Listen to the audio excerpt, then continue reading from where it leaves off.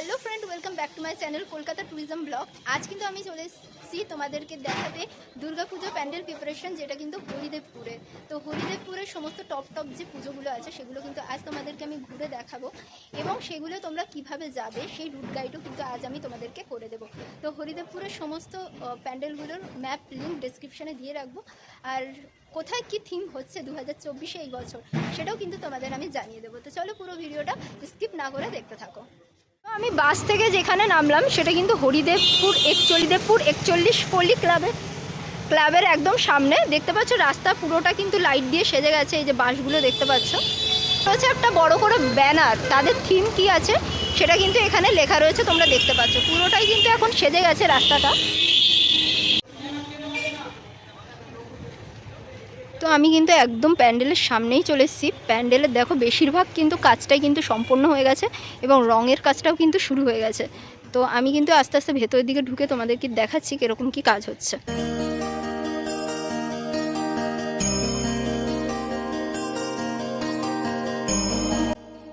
তো দেখতে পাচ্ছ এখানে কিন্তু একটা রাজমহলের মতো কিন্তু সুন্দরভাবে রাজপ্রাসাদ সেজে উঠছে দুর্গা পুজো প্যান্ডেলের রূপে। তো এখানে দেখতে পাচ্ছি পুরো রঙের কাজ কিন্তু অলমোস্ট কমপ্লিট, আর প্লাইয়ের কাজও কিন্তু কমপ্লিট হয়ে গেছে।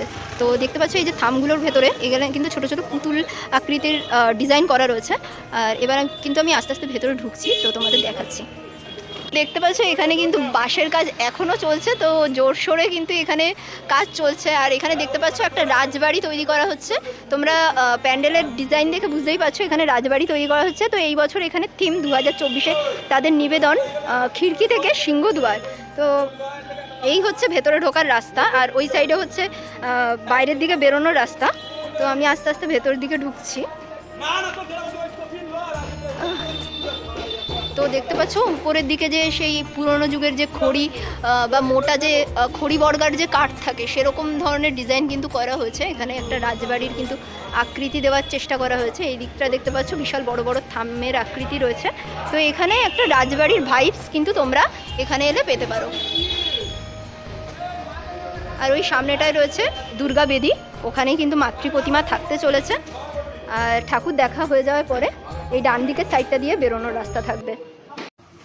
তো দেখতে পাচ্ছ আমি কিন্তু এখন রয়েছি হরিদেবপুর 41 পল্লী ক্লাবের একদম ভেতরটায়। তো ভেতরে তোমরা দেখতে পাচ্ছ যেরকম ডিজাইন করা রয়েছে, এটা কিন্তু বনিদি বাড়ির বা রাজবাড়ির লুক কিন্তু ক্রিয়েট করা হয়েছে।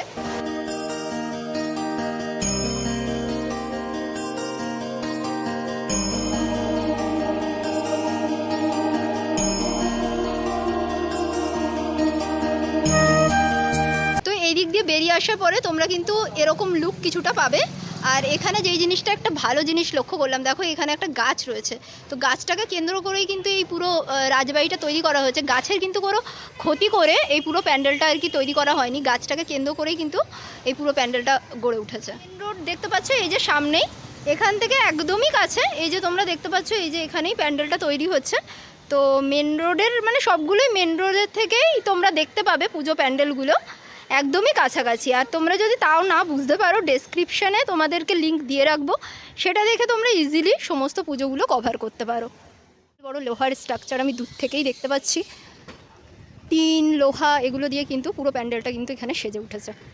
দেখতে পাচ্ছ এই যে টিনের যে রঙের পেন্টিংয়ের যে বাক্সগুলো কৌটোগুলো, সেই কৌটোগুলো দিয়ে কিন্তু এখানে প্যান্ডেল প্রস্তুত করা হচ্ছে। তো এই বছর এখানে 2024-এ থিমের নাম হচ্ছে যন্ত্রে এবং ষড়যন্ত্রে মানুষ বোঝা দায়। এটা কিন্তু এই বছরের থিম রয়েছে। তো এখানে কিন্তু ঝালাইয়ের কাজ হচ্ছে, দেখতে পাচ্ছ এই ঝালাই করে টিনগুলোতে ঝালাই করে এগুলো কিন্তু পুরো হচ্ছে এই প্যান্ডেলটার গায়ে ফিক্সড করা হবে বিভিন্ন রকম ফেলে দেওয়া জিনিস দিয়ে। এই বছর কিন্তু এখানে থিম তৈরি করা হচ্ছে। এইদিকে দেখতে পাচ্ছ প্লাইয়ের কাজ হচ্ছে, আর এদিকে সব হচ্ছে লোহার কাজ করা হচ্ছে। এই দেখো এখানে কিন্তু অনেক অনেক টিনের সামগ্রী রয়েছে, এই টিন দিয়ে কিন্তু পুরোটা তৈরি করা হবে। এখানে বাক্স রয়েছে, দেখতে পাচ্ছ এখানে লোহার অনেক পাত রয়েছে।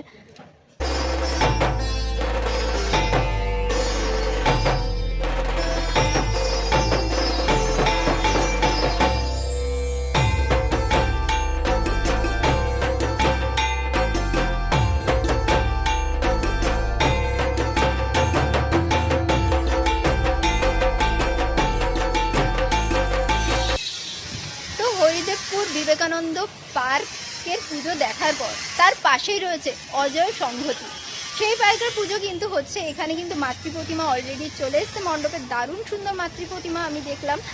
আর এখানে একটি বড় নৌকার মাধ্যমে থিম করা হচ্ছে, কিন্তু এখানটা তোমাদের কিছুটা ঝলক আমি তোমাদেরকে দেখিয়ে দেবো। তোমাদেরকে কিন্তু পুরোটা দেখাতে পারবো না কি থিম হচ্ছে, কারণ ক্লাব মেম্বার উপস্থিত ছিল না বা শিল্পী সেখানে উপস্থিত ছিল না বলে পুরোটা দেখাতে পারছি না। তো এই হলো মেন রোড।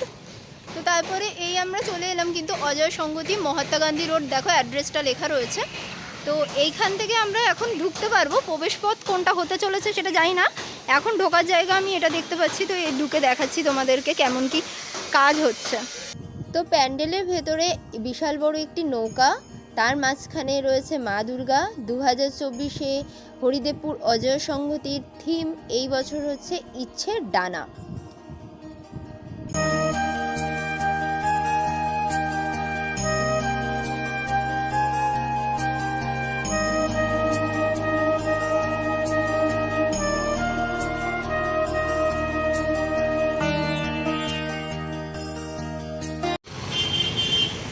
এই যে এই সামনে তোমাদের পুজো প্যান্ডেলটা দেখালাম, এই দেখানোর পরে একদমই পাশেই রয়েছে উই লাভ ওয়ার্ড 122।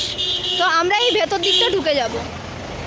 তো আমরা এই ভেতরের গলিটায় ঢুকে গিয়ে কিন্তু আমরা নিউ স্পোর্টিং ক্লাবটা দেখতে পাবো। তো পরবর্তী ডেস্টিনেশন যেটা আমরা যাচ্ছি হরিদেবপুর অ্যাথলেটিক ক্লাব। এখানে থিম হচ্ছে আদ্যাশক্তির আহ্বান, 56তম বর্ষের পুজো। তো এখানে এই যে বড় করে ব্যানার দেওয়া দেখছো, সুভাষ পার্কের পাশেই কিন্তু 2 নম্বর সুভাষ পার্ক অ্যাড্রেস। আর এই হচ্ছে দেখো পুজো প্রাঙ্গণটা, এইখানে এই টিনের শেড করা আছে, এখানেই পুজোটা হয়। তো এখানে কিছু প্যান্ডেল কিন্তু হয়নি, তো তোমাদের দেখিয়ে দিলাম আর কি রুট গাইড হিসেবে। তো যাওয়া যাক পরবর্তী ডেস্টিনেশন। তো আমি কিন্তু একদম চলে এলাম হরিদেবপুর নিউ স্পোর্টিং ক্লাবের একদম সামনে। এখানে কিন্তু দেওয়ালে লেখা রয়েছে দেওয়াল তুললে ঘর। তো 2024-এ তাদের কিন্তু এই বছরের থিম হচ্ছে পোস্টার আর্ট।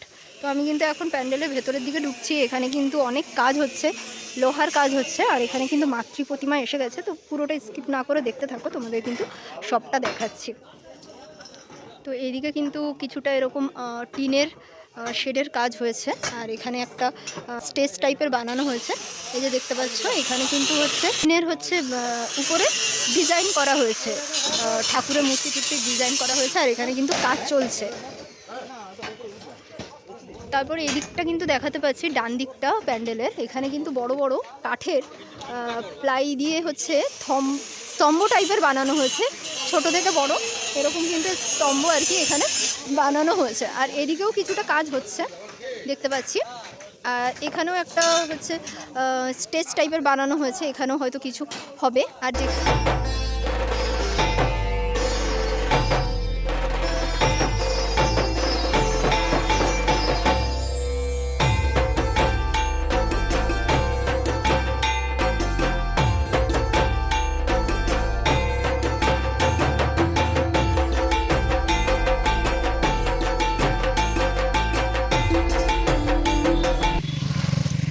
আমি পরবর্তী ডেস্টিনেশন যেখানে চলে এলাম হরিদেবপুর আদর্শ সমিতি।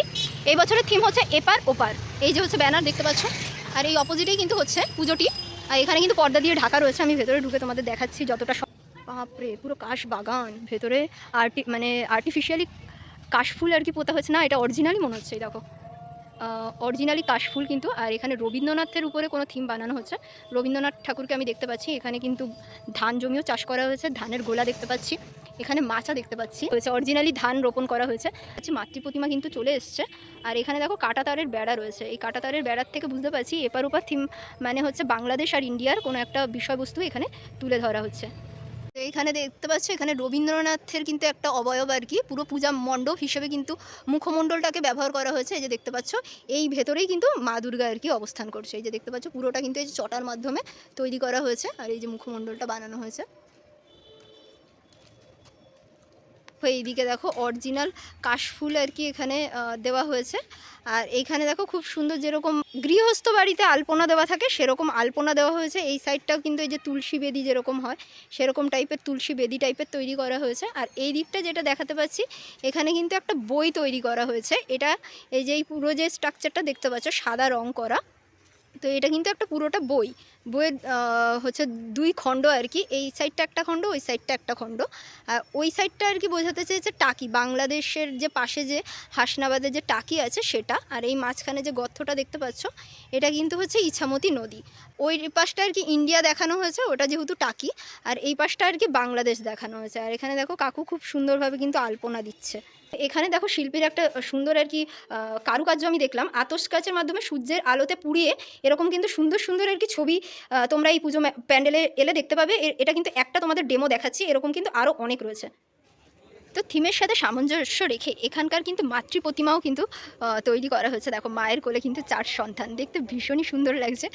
আর দেখতে পাচ্ছ এখানে কিন্তু অসুর আমি দেখতে পাচ্ছি না, ছোট্ট করে একটা মানে অসুরের এখানে স্ট্রাকচার করা হয়েছে। মায়ের দয়াময়ী রূপ এখানে কিন্তু তুলে ধরা হয়েছে। তো দেখতে পাচ্ছ হাতের কাজ, মানে হাতের কাজটা সবে সবে হয়েছে, সেটা কিন্তু বোঝাই যাচ্ছে। ভীষণ সুন্দর একটি থিম এই বছর হচ্ছে। তো অবশ্যই কিন্তু সবাই এসো এখানকার এই থিমটা দেখার জন্য। পরবর্তী ডেস্টিনেশন যেটা চলে এসছে বিবেকানন্দ স্পোর্টিং ক্লাব।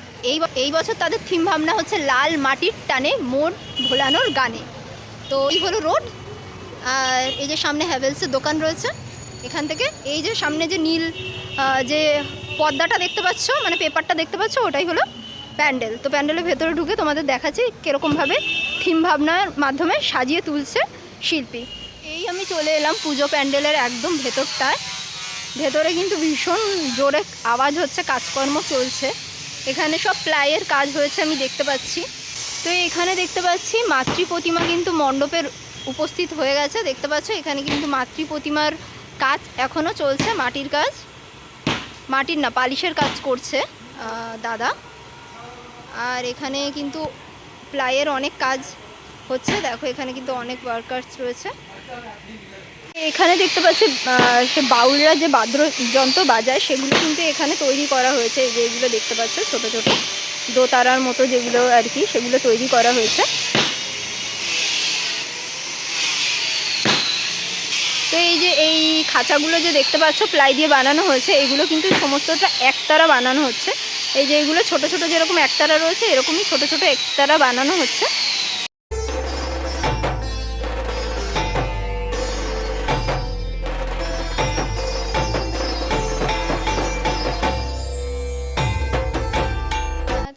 আর কারা কারা হরিদেবপুর থেকে দেখছো তারাও কিন্তু অবশ্যই কমেন্ট করে জানিয়ে দিও। তো দেখা হচ্ছে পরবর্তী ভিডিওতে, ততক্ষণ ভালো থেকো, সুস্থ থেকো। এরকম ইন্টারেস্টিং ব্লগ দেখার জন্য কিন্তু অবশ্যই চ্যানেলটিকে সাবস্ক্রাইব করে পাশে থাকা বেল নোটিফিকেশনটিকে অল করে রাখতে ভুলো না। তো দেখা হচ্ছে পরবর্তী ভিডিওতে, ততক্ষণ ভালো থেকো, সুস্থ থেকো, টাটা।